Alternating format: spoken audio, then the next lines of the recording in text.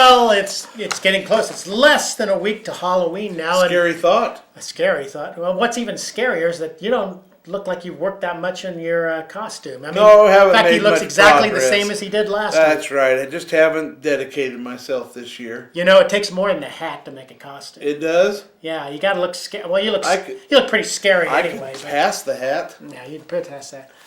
You look scary enough. But That's right. You got to look something kind of Halloween-y. Am I a Halloweenie? You are a Halloween. A good wiener roast would be good on Halloween. I know. Never mind. Hello and welcome to your old news update. I'm Izzy Fitz and that's Bud Driscoll. I'm the exasperated Bud Driscoll. Yes, he is. Yes, he is. Let's shout out to our sponsors. All right. You shout out. All right. Well, let's go to Eagle Crest Retirement. Howdy! Down there on Magnolia, a great place to retire. Mm-hmm. Headley's Big and Tall Clothing. Nice shirt, Glenn. And of course, Smoky Hill Museum, 211 West. Iron. Give that back. Where history is right there. That's right. Let's top the headlines from yesteryear.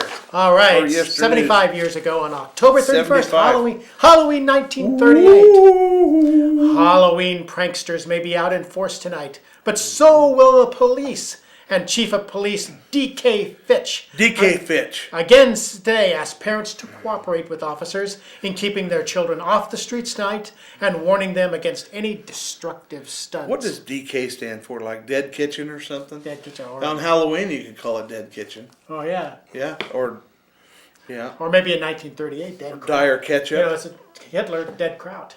Dead Kraut. Yeah. That's right. And Halloween stunts have been going... Pardon the interruption. Yes. Halloween stunts have been going on for the past 10 days and have resulted in considerable destruction of property. I finally finished it. Yeah, arrest those kids and cane them. Cane them. October 31st, 1938, with $4,800 on deposit in a local bank, Charles Pierce, age 63, died alone here Sunday evening in an unpainted shack at 1217 East Woodland, where he lived in bachelor quarters with his friend George P. Hetfield. His friend? Yeah, I wonder if did he hate a guy named McCoy? Never mind. A neighbor found the body slumped over against the bed. Physicians pronouncing the cause of death as heart failure. A retired railroad employee, Pierce had accumulated his lifetime savings through frugal habits. Frugal habits. I hope my sons are watching. I know. Frugal habits. Yeah, I don't think they know what the meaning Frugality. All right, moving right along. Pardon me. That was an editorial comment. A bit selfish, wasn't it? Bit selfish. Yeah. October 30th, 1913, the day before Halloween. A starving horse was the means yesterday of directing attention to its owner. Sounded more like a goat, didn't it? I know it did.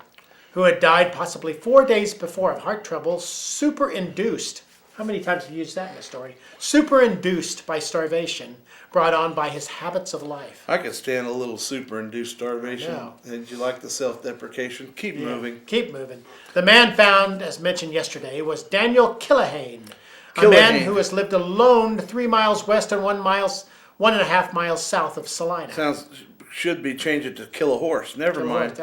Living alone on his little farm for the past 20 years since his wife left him, Killahane had developed a mania for money, and those who knew him best said this desire outweighed all other considerations, and that he lived in squalor and filth. Coroner W.E. Mowry, Dr. J.W. Neptune, Dr. L.O. Nordstrom, and Dr. E.J. Lutz made a post-mortem examination last night and found that death was caused by heart trouble incident to old age and probably brought on by lack of any sufficient food. Man. So he was rich, but he starved himself. Well, hold it. We were talking about the starving horse. Yes. Right? Okay, never mind. Never mind. Yeah, we need to call up that reporter and tell him to write a little better. Be a little more clear. I like superinduced, though. Yeah, I did like that. November 1st, 1913. Halloween passed off without an arrest by the members of the police force, and the night was very quiet, with the exception of the usual crowds in the street in ghostly attire and with numerous jack-o'-lanterns. Halloween was generally observed but it took on more of a social aspect in Salina, and the spirits sought amusement less violent than which has marked some Halloweens. So it wasn't, Halloween in 1913 wasn't all that scary. Kind of boring. Kind of boring. Kind of like your costume. Thanks a lot. I could get some blood or something, More blood? or some fangs or something. Fangs? Yeah, you can be Abraham Lincoln vampire. Read more about the way things used to be in the look back section of Monday's Salina Journal. Give me that. And maybe we'll find out if Izzy had a great Halloween next time. So until then, we'll see you yesterday.